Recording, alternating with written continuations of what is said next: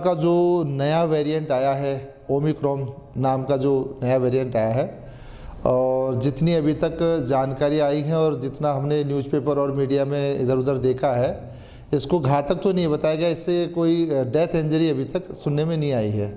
जैसे कि कहा गया है कि साउथ अफ्रीका से ये वेरिएंट चला है और अपने देश में भी लगभग कई जगह ये आ चुका है, और वर्तमान में जयपुर में भी कह रहे हैं कि ओमिक्रॉन से पीड़ित जो हैं कुछ लोग पाए गए हैं। ऐसी कोई जान का नुकसान हुआ हो ऐसा अभी सुनने में नहीं आया है।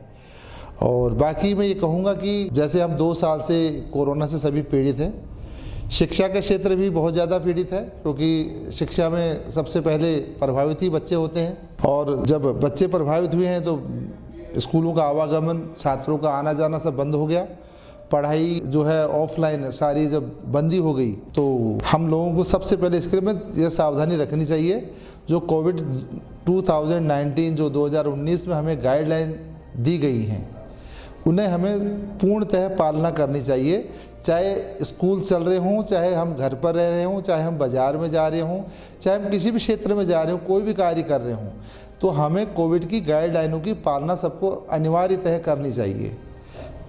मास्क लगाना वैसे भी फ़ायदेमंद है, हमें डस्ट अन्य चीज़ों से बचाव करता है, ठीक है। सोशल डिस्टेंसिंग हमें रखनी ही चाहिए, 2 गज की दूरी हमें रखनी ही चाहिए, और हैंड सैनिटाइज़र ये तो हमारा प्राचीन सभ्यता ही है। वैसे कहा जाए कोविड 19 से जो हमें प्रिकॉशंस के लिए कहा गया है, सावधानियों के लिए कहा गया है, हमारी भारतीय संस्कृति में, हमारे सनातन धर्म में ये तो शुरू से ही ऐसी चीज़ों की पालना करते हुए आ रहे हैं। हम जब भी घर में प्रवेश करते हैं हाथ मुंह धो के प्रवेश करते हैं।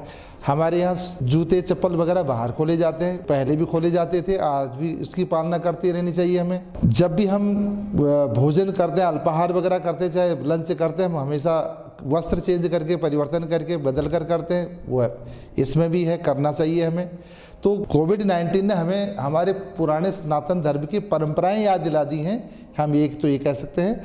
और आगे भी जो है हम ये कहना चाहेंगे कि लोगों को इस गाइडलाइन की पालना करनी चाहिए, और धीरे धीरे मुझे लगता है कि 2022 में ये मैं ईश्वर से प्रार्थना करूंगा, और मेरी अपेक्षा भी है कि ये धीरे धीरे ख़त्म हो जाएगी और एक आम बीमारी का रूप ले लेगी। जैसे हमारी स्वाइन फ्लू है, ये डेंगू है, चिकनगुनिया है, इसी में एक शामिल हो जाएंगे, जिसमें भी मामूली इंजरी तो होती हैं। अगर किसी के घातक कोई चीज़ इफेक्टेड हो जाता है तो डैमेज होता ही होता है।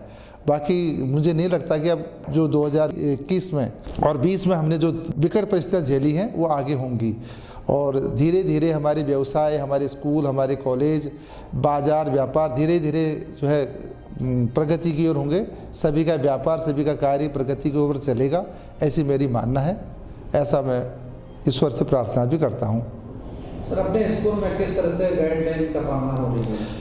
स्कूल में विशेष गाइडलाइन तो यही है जो 2019 से जो सरकार SOP हमें जारी कर रही है समय समय पर, उन सभी की पालना स्कूलों में की जा रही है। हमने जो है थर्मल स्क्रीनिंग लगा रखी है, जिससे हम टेम्परेचर नाप रहे हैं, और हैंड सैनिटाइज़र के लिए हमने गार्ड बिठा रखे हैं जो हैंड सैनिटाइज़र हो रहा है। और क्लासेज में स्टूडेंट्स को हमने कह रखा है कि आप कीप डिस्टेंस, हम डिस्टेंस पर जैसे एग्ज़ाम पैटर्न पर हम क्लासेस को बिठा रहे हैं।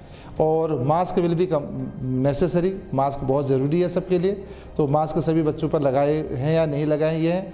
बच्चों को कहा है कि keep a small sanitiser, hand sanitiser in your pocket, अपने पॉकेट में एक छोटा हैंड सैनिटाइज़र रखिए। जब भी आप लंच करें या दूसरे स्टूडेंट से कोई चीज़ का लेन देन कर रहे हैं, तुरंत हैंड सैनिटाइज़र करें, ये हम बच्चों को कह रहे हैं।